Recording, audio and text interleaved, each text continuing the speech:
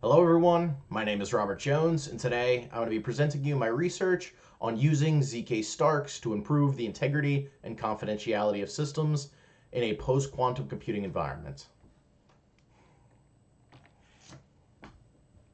Our agenda for today, we're going to start with introduction and current concerns, my hypothesis, going into related works and the evidence, and ZK-SNARKS as a solution, and then conclusion and future works. Cryptography is always evolving. So we've achieved secure cryptography in classical computing in algorithms such as AES-256 and SHA-256 for hashing, but there is a concern that as quantum computing continues to advance and becomes more fast and efficient, that these systems will be able to crack our current cryptography standards. So let's start off with what exactly is quantum computing. In short, quantum computing is a system that uses qubits, which goes against the classical computing, which just uses bits. A classical computer using only bits is going to have ones and zeros. Every bit is either or in a state of a 0 or a 1. It's a little bit different in the state of quantum computing, where every qubit is in a superposition, meaning it is both at a 0 and a 1, and a quantum computer is going through and finding every possible combination of qubit location, and it is trying to get all these different outcomes completed at once and in a much shorter time frame. So we can go ahead and look at how that works, or what the results of that are going to be, in something called Grover's algorithm. In Grover's search algorithm, a user is attempting to find an item on a list of n items. So on a classical computer, it's going to take you to search through n over 2 items to find that specific item you're looking for, whereas on a quantum computer, you would need to search root n items to find a specific item. Now, you might be thinking sometimes that's trivial, it doesn't really matter, but then that might be true in the case of a small number, such as 4, where root n and n over 2 for classical and quantum computers, it ends up being the same. You get 2 items on average before you find the item you're looking for. But on a much larger item, such as, say I have 1 billion items on a list, and I'm trying to find a specific item, on a classical computer, I would have to search through, on average, 500 million items. Whereas on a quantum computer, I would have to search around 31,600 items.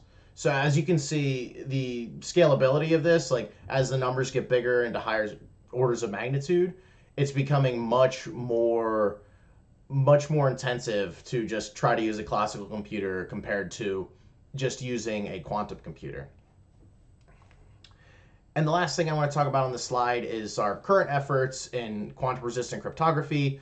So the National Institute of Standards and Technology, NIST, they started about in 2017 a process to solicit, evaluate, and standardize one or more of the quantum resistant algorithms. They've gotten a bunch of submissions so far, and being that they're so highly respected and adopted within the US, we can safely say that the cybersecurity community is taking quantum resistant cryptography very seriously.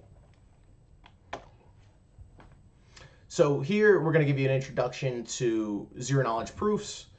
Zero-knowledge proofs is a way for a user to prove that they have access or knowledge to a piece of data without revealing the data itself to a third party. So zero-knowledge proofs are always going to include 2 things. They're going to include a prover and a verifier. The prover is generally the one completing the computationally intensive stuff. They are creating a Merkle tree, which we'll learn about more later. They're completing the functions. This is going to be usually done in something like a data center or on a supercomputer, and it's going to involve a lot of polynomial factorization.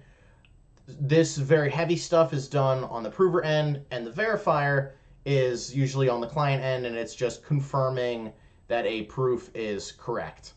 It's much easier. The zero-knowledge proofs require 3 things to be considered a zero-knowledge proof. First thing is completeness. This is an indication that both the verifier and prover are honest. The second one is soundness. So this is the assurance that a false prover cannot convince an honest verifier that something that is false should be true. So basically they can't lie. And then the third thing is that there's zero knowledge, meaning that after someone's proven that something is true or false, neither party has more information than they need to, and the verifier doesn't have access to that third party information. So the main zero knowledge proof we're going to be talking about today is ZK-SNARKS. So ZK-SNARKS is a next generation of the ZK-SNARKS, which has been used in some cryptocurrencies. We'll talk about that a little bit more later. But some of the key things to know about ZK-SNARKS is it is succinct. So in terms of succinctness in this case, this means that it is quicker to verify than it is to go ahead and confirm and redo the entire proof over and over again. So it's much easier computationally to just do that verification instead of going ahead and doing the proof over again. And then as well, transparent. This is only in ZK-SNARKS. This is something they've added, and this is that it does not require a trusted system to operate. Now I'll give some of the introductions to Merkle trees. And Merkle trees essentially are giving us that succinct property that we were talking about earlier. A Merkle tree is created by the prover of a ZK-SNARK proof, which includes every possible outcome of whatever function the prover is using. In figure 1, you can see in this scenario, a user is trying to verify that the red block, number 6, is actually within this Merkle tree. In this case, the verifier is going to ask the prover, hey, I need more information to verify this. The prover is going to go and they are going to give them the highest level of every branch, so the highest node in every branch that they don't have any information in, which in this case happens to be all the blue blocks, which is the hash 1, 2, 3, 4, 5, and then 7, 8. Once they have all this information, they can go ahead and calculate the rest of everything within their own branch, which is 5, 6, and then 5, 6, 7, 8. They can calculate their own branch up to the root hash, and once that's complete, they have all the information they need to get a root hash of their own. Now they'll go ahead and match that to a known good root hash.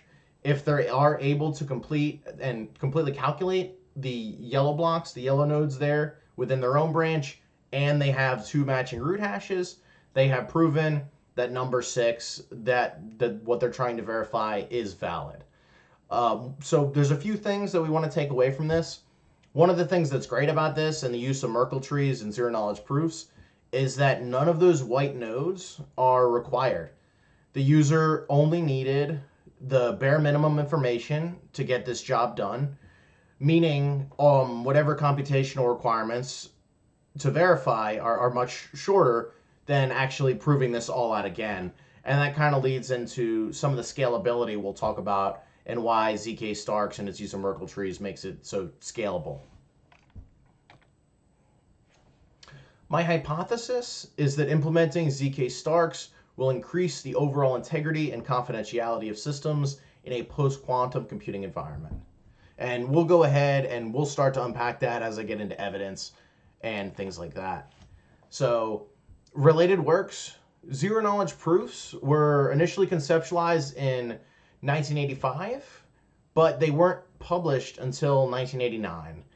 There are very few implementations, I think, that I was able to find on ZKPs or zero knowledge proofs, but we did see some within the last 8 years in the cryptocurrency world. 2 in particular were the use of ZK-SNARKS, which is Stark's predecessor, and those are Monero and Zcash. In both cases, the idea here is that these privacy coins wanted a new way to allow transactions and payments to go through without linking them between users and without revealing transaction data such as wallet addresses, the time they went out, the quantity, the number of tokens sent, and things like that. They had